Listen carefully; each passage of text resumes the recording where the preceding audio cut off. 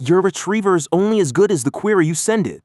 A user types something like, "How do I fix it?" and your vector database has no idea what it means. Query transformation is the practice of rewriting, expanding, or abstracting the user question before retrieval, so the vector database has a much better chance of finding the right chunks. In this episode, we cover 3 techniques that each attack this problem differently. There is a fundamental mismatch between how users write questions and how documents store answers. A user might ask, "What is the maximum upload size?" The document might say, "Files larger than 50 megabytes will be rejected." These mean the same thing, but share almost no words. A single embedding of the raw query might miss the relevant chunk entirely. Query transformation bridges this vocabulary gap before the retriever even runs. Multi-query is the simplest transformation.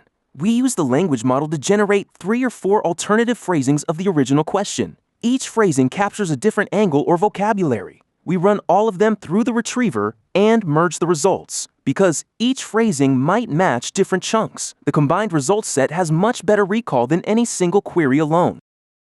To generate query variants, we write a small prompt that instructs the language model to produce 3 different phrasings of the original question.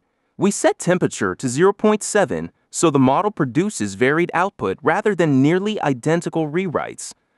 The prompt asks for 1 question per line to make parsing clean. We pipe the prompt through the language model and get back 3 alternative questions ready for retrieval. The retrieval function runs each variant through the retriever and deduplicates the results. We include the original question alongside the generated variants so we never lose its specific intent. A scene set tracks which chunks have already been added so no document appears twice in the final list. The result is a richer and broader candidate pool than any single query could produce.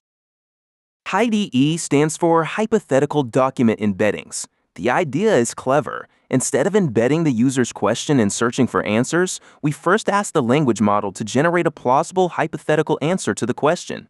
We then embed that hypothetical answer and search with it. Because documents and answers live in the same embedding space, a fake answer is a much better retrieval signal than the original question.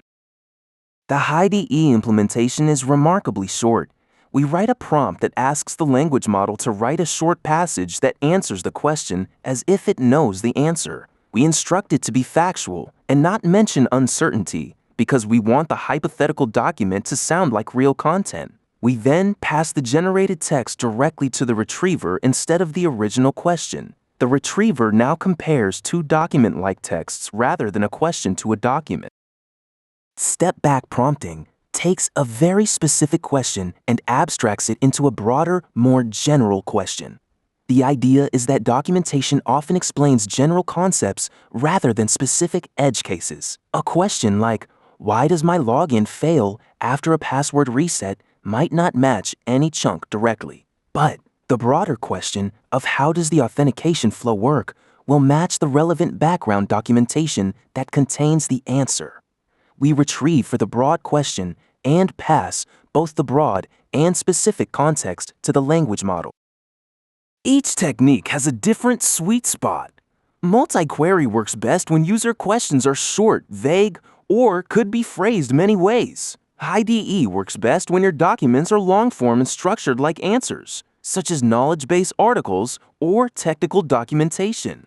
Step back works best when queries are very specific edge cases that do not appear verbatim in any document. For most production systems, multi-query combined with re-ranking from episode 7 is the most reliable starting combination. You now know 3 query transformation techniques: multi-query for better recall through varied phrasings, HyDE for bridging the gap between questions and answers, and step-back prompting for grounding specific edge cases in broader documentation. In the next episode, we cover RAG evaluation using RAGAS, how to measure whether your system is actually improving with concrete metrics for retrieval quality, faithfulness, and answer relevance. Subscribe so you do not miss it. See you in the next one.